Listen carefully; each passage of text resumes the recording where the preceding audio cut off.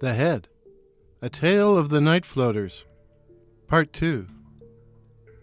Keith and I were tired of all the losers that made up our social circle, and so had decided to escape them by going Wild West in his crappy old Ford Probe, if it could make it.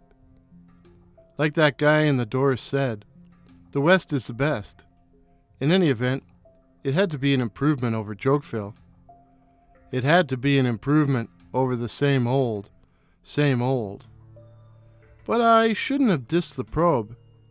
It made it just fine, even up and down the mountains.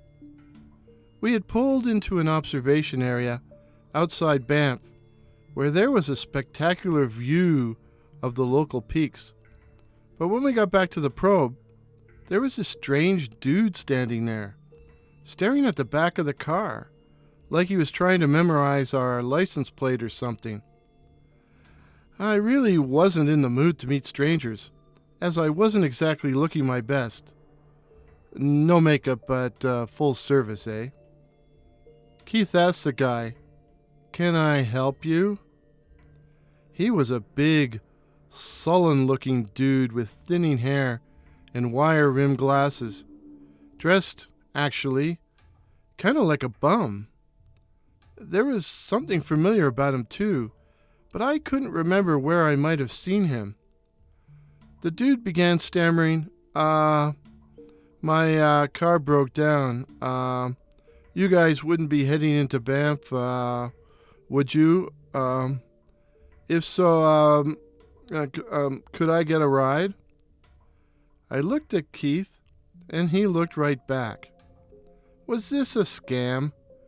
How did we know the guy wasn't planning to rob us or something? But, being the nice Canadian skank that I am, I said, "Sure." "Why were you staring at the car?" Keith asked the guy. If he was some kind of crook, surely he wouldn't be tempted by that old piece of junk. I noticed you guys come from the same town as me," the guy mumbled. He was a real marble mouth. Keith was surprised, but then many things surprised him, poor baby. He asked the guy, "Oh, really? Jokeville? Whereabouts?" The guy seemed embarrassed by the question, like he didn't want to answer it. But finally, he mumbled again, Kerr Street."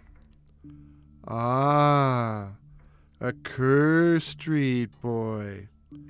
That would explain it. I would be embarrassed if I came from Kerr Street, too." Keith asked the guy what his name was, and when he told us, we both looked at one another. He was that night floater dude. The night floaters were supposed to be people, or a cult of people, who were able to detach their heads from their bodies and attack you. Crazy, eh? But we all believed it when we were kids. At least I did. They were all supposed to look alike. Kind of a goth look. Actually, kind of like me and Keith. I don't think they could really hurt you. Maybe bite you or peek into your windows at night, which is gross enough. Rumor had it this guy was one of them, a member of the cult, even if he didn't fit the usual description, being big and broad. But maybe he was just a guy going around spreading tales about the floaters, while everyone else had stopped thinking about them around the 6th grade. In other words, he was strange. He said he didn't know us, and we were getting kind of an odd vibe from him, and he seemed to have a problem making eye contact. But hey, he was from our hometown and needed help, so... He was a pretty big guy, and had trouble struggling into the back seat. It was kind of grungy back there, with all our dirty clothes, not to mention stale cigarette smoke, so I cracked the window to give the dude some fresh air. Now, on our dashboard we had this vampire doll's head, a pale little girl with a creepy smile, wide red eyes, thick black hair, complete with widow's peak and 2 devil horns. I forget where it came from, $1 or something. Keith had given me as a joke. In any event, the head was our mascot and sat on the dashboard all the long way from Ontario. As the probe swung back out onto the road, a gust of air swept through the car, picking up our mascot and tossing it through the open window. "Oh, we've lost our head!" I cried instinctively. "Where did it go?" Keith yelled. He always yells when he's startled. It flew out the window." "Shit! I guess it's gone now. We can come back and look for it." I suddenly remembered the guy in the back seat, so I added, "After we get rid of this guy." I took a quick glance at the back seat, and the guy was staring at us in horror. I realized what I'd said sounded pretty weird. It also didn't sound very nice, but trying to explain about the doll's head would only have made things worse. Instead, I said, "A gust of wind must have caught it when we opened the doors. It's windy up there."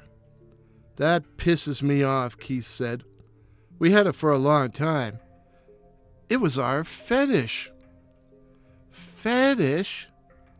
Keith was always using words like that. With him, everything comes down to sex. I could imagine what this must sound like to the guy in the back. And when I took another peek, he looked like he was turning green. He must have thought we were serial killers, or, given his obsession, a pair of night floaters. Hey, we looked the part. The ride to Banff seemed to last forever, but it was less than 10 minutes. 10 long minutes of silence in a hot, stinky car. At the first light in Banff, the guy practically screamed, "You can let me out here." "But there's no gas station," Keith said. "Oh, there's one over there," the guy said, making a vague hand gesture down a side street. It was obvious to me, but not to Keith, that he wanted to get away from us. "We can drive you there," Keith persisted. "No, it's okay. I put you guys to enough trouble already."